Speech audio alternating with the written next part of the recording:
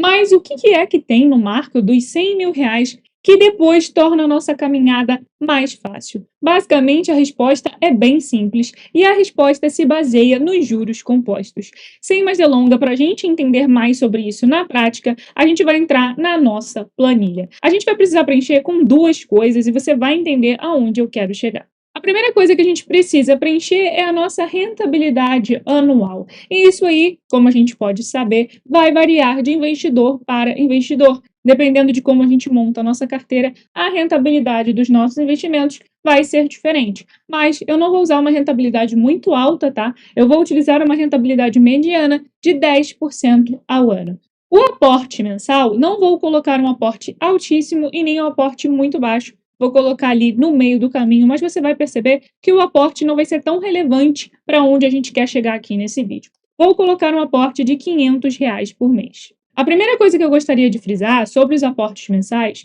é que eu já recebi bastante perguntas sobre isso. Eu só posso investir se eu aportar todos os meses? Se eu não consigo aportar todos os meses, então eu não posso investir? Não, gente, isso não tem nada a ver, tá? Você pode investir uma vez por mês, todos os dias, uma vez em um ano, não importa a frequência que você investe. Isso não vai ditar se você pode ou não investir. A questão dos aportes mensais é o seguinte: o primeiro ponto é que se a gente tem a disciplina e o hábito de se investir todos os meses, a gente potencializa os nossos resultados com o passar do tempo, quando os juros compostos vão começando de fato a serem trabalhados nos nossos investimentos. E também o principal é o que a gente acabou de falar: a gente criar o hábito. A gente não tem o hábito, a gente não é obrigado a pagar conta todos os meses. Então, a gente cria o hábito de aportar mensalmente, da gente criar essa rotina de que todo mês uma parte da nossa renda vai ser destinada para os nossos investimentos. Mas, se a gente aporta esse mês e só consegue aportar daqui 6 meses, não tem problema nenhum, você consegue fazer isso. Porque muitas pessoas criaram a imagem de que, eu só posso investir se for todos os meses, senão não pode investir.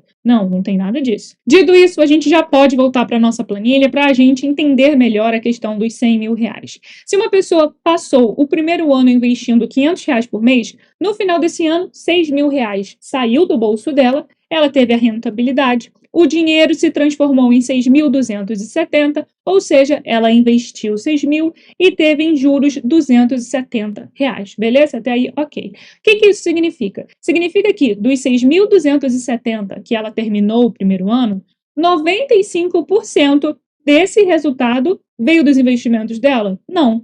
Veio do bolso dela, porque de 6.270, 6.000 vieram do bolso dela e só 270 vieram dos juros. Então, 4% veio dos investimentos. E assim ela vai seguindo a vida dela. Ela continua reinvestindo os proventos que ela recebe e investindo os R$ 500 por mês que ela tem todos os meses. Depois de 5 anos, por exemplo, saiu do bolso dela R$ 30.000, porque ela ficou 5 anos investindo R$ 500. O total que ela tem é 38.280, ou seja, 8.280 veio só de juros e 30.000 veio do bolso dela. Em termos de porcentagem, 78% veio do bolso dela ainda, porque ela tem 38.000, mas 30.000 veio do bolso dela. Então, 78% foi o dinheiro aplicado e o resultado dela vindo dos investimentos foram de 21%. A gente já percebe que o retorno vindo dos investimentos está aumentando e o aporte dela está começando a diminuir.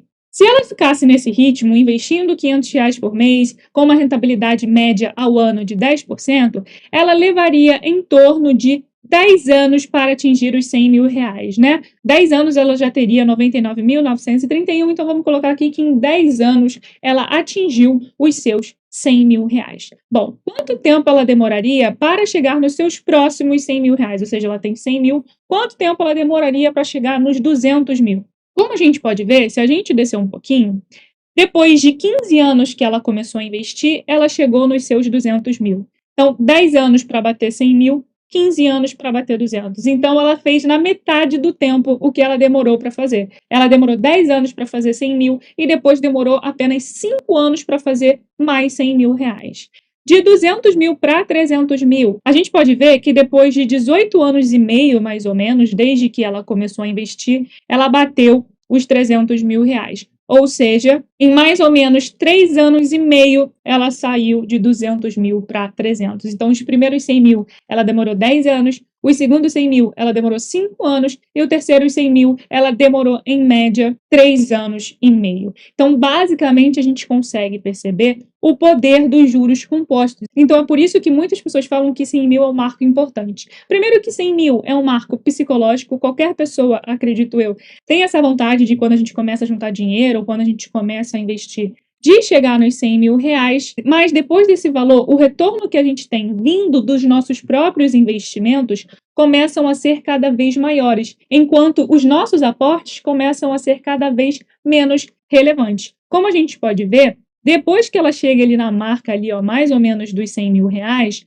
o retorno que ela tem vindo apenas dos investimentos é de 43%, 46%, 50%. Ela chegou aqui num equilíbrio, ó. Nesse ponto, o resultado dela, 50% vem dos aportes e 50% vem dos investimentos.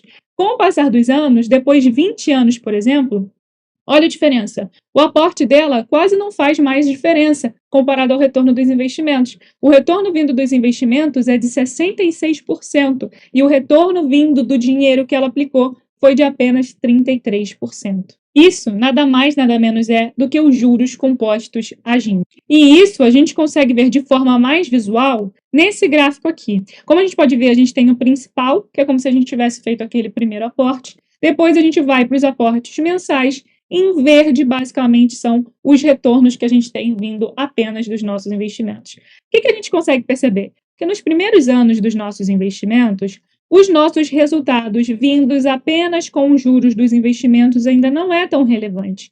O nosso aporte ainda ocupa a maior parte dos nossos investimentos. Com o passar dos anos, o que a gente consegue ver? Os juros compostos se potencializando, porque é juros sobre juros, juros sobre juros. Então, o retorno que a gente começa a ter vindo apenas dos nossos investimentos começam a ser cada vez mais relevantes e os nossos aportes começam a ser cada vez menos relevantes. Então, esse é o processo. Só que a maioria das pessoas encontra uma barreira logo aqui no início dos investimentos. Todo mundo passa por isso, porque quando a gente começa a investir, o que a gente quer? Não sejamos hipócritas, né? A gente quer resultado. Só que quando a gente começa a investir, a maior parte dos nossos resultados, como a gente acabou de ver, vai vir dos investimentos? Não. Eles vão vir dos nossos aportes. Eu vejo muito por aí, como chegar a 100 mil reais de forma rápida investindo? Simples, investe muito dinheiro. Porque uma coisa é você chegar nos seus 100 mil,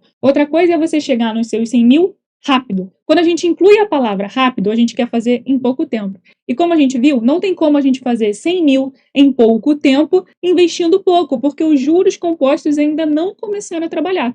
Quer chegar a 100 mil rápido, investe muito dinheiro.